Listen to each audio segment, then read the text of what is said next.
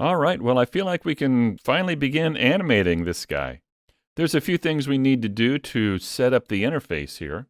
One thing we should do is just go over to the animation tab right here, and that gives us a nice view to build on to animate our character.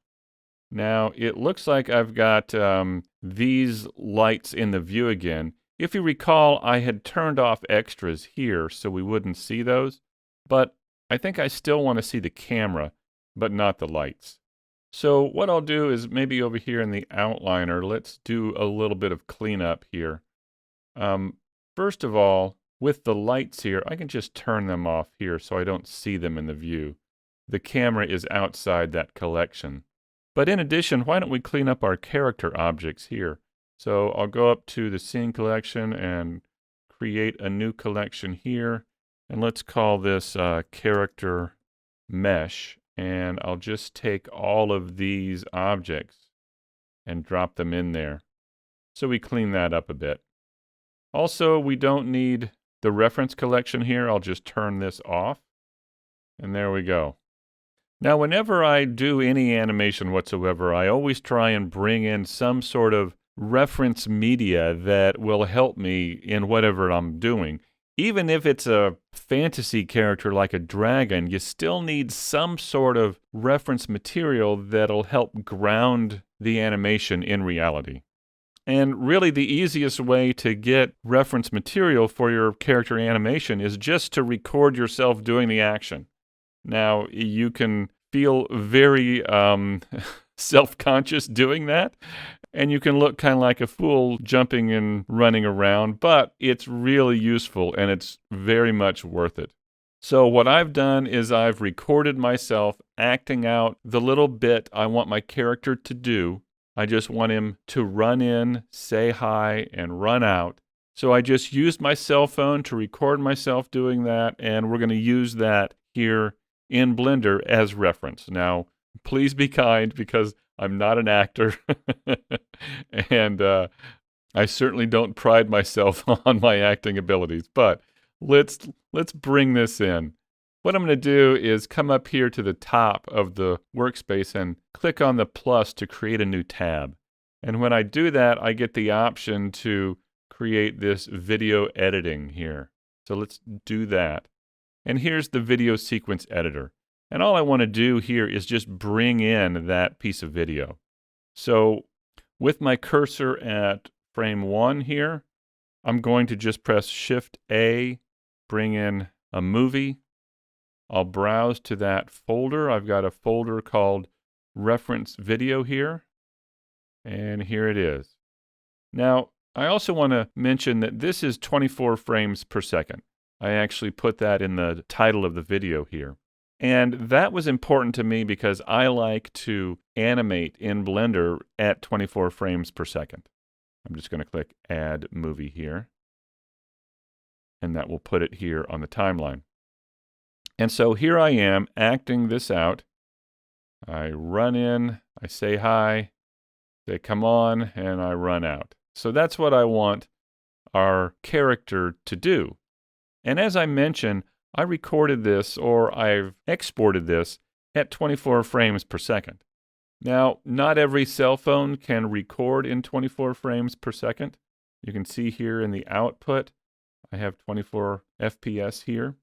But there are plenty of paid and free video programs that will export out a video at a different frame rate. What I did here is I recorded the reference at 30 frames a second, and then I brought it into Adobe Premiere and exported it out at 24 frames per second, just so I could have it be the exact same frame rate that I'll be animating at. And that's so that, let me go back to the animation tab here, let me go back to here, and that's so that I can match my window over here to the reference image. So I'm just going to click and drag here in the upper right-hand corner right here. And since I have the camera here, if I hit 0, this is the camera view. I can come over here and hit 0, and that's the camera view as well here. So what I can do down here is bring in that reference video. So I'm going to come over here, go to Video Sequencer, And instead of the sequencer, I'm going to change this to preview. And here I am. So now I can actually scroll through the timeline here and begin to match up my character's animation with the movements here in the video. It's just an easy way to begin animation. If you've never done character animation before, this is a great way to just make it a little easier on yourself as you begin to work with the tools and the techniques of character animation. So now that I've got this video in here, let's set up my camera view to match this.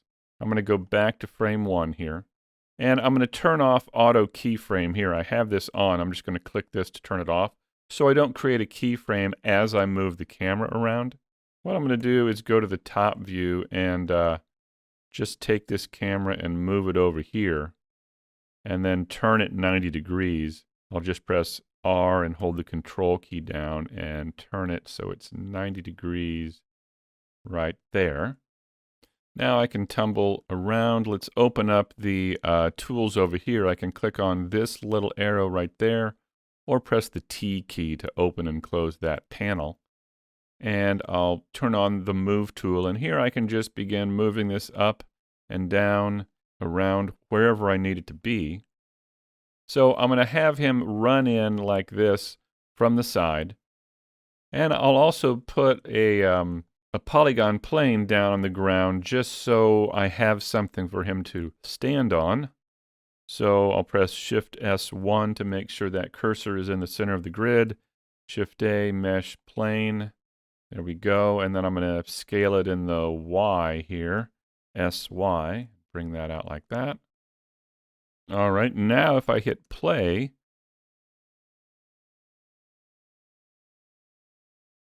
you can see it's not really keeping a consistent frame rate here.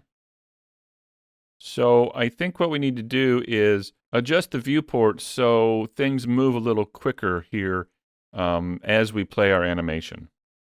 One thing we can do is just select the character and just come over here to the modifiers panel and just take the viewport subdivision levels down to 0.